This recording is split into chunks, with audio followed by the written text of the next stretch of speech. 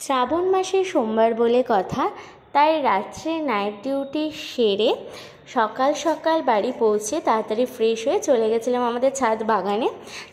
আমাদের প্রচুর ফুলের গাছ রয়েছে, তাছাড়াও মহাদেবের জন্য আমাদের নীলকণ্ঠ, আকন্দ এবং ধুত্রা ফুলের গাছও লাগানো আছে।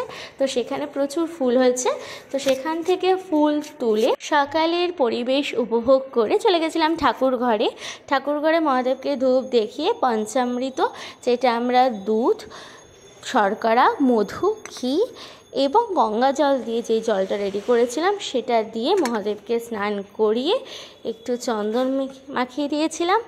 তারপর একটু ঘিও মাখাতে পারো, দিয়ে মহাদেবকে আসনে বসিয়ে সেখানে এই ধূপ দিয়ে মহাদেবকে আরতি করে, এখানে যে মূর্তিটা দেখছো সেটা আমার এক প্রিয় বন্ধু চেন্নাই থেকে নিয়ে এসেছে। ফটো ফ্রেমটা আমার ছোটোবেলাকার খুব প্রিয় একটা ফটো ফ্রেম। তো এখানে মহাদেবকে ভোগ দিয়ে চলে গেছিলাম আমাদের বহরমপুরেরই এক বিখ্যাত মন্দির, পাতালেশ্বর মন্দির মহাদেবের। যারা বহরমপুরে থাকো তারা জানো, ভীষণ ভিড় ছিল, প্রচুর লাইন ছিল। লাইনে দাঁড়িয়ে কিছুক্ষণ অপেক্ষা করার পর দেখো চারদিকটা কি সুন্দর না, কত দূর থেকে সবাই জল ঢালতে এসেছে। তো তারপর আমারও টার্ন এলো, আমি ওই জল ঢেলে বাড়ি চলে এলাম।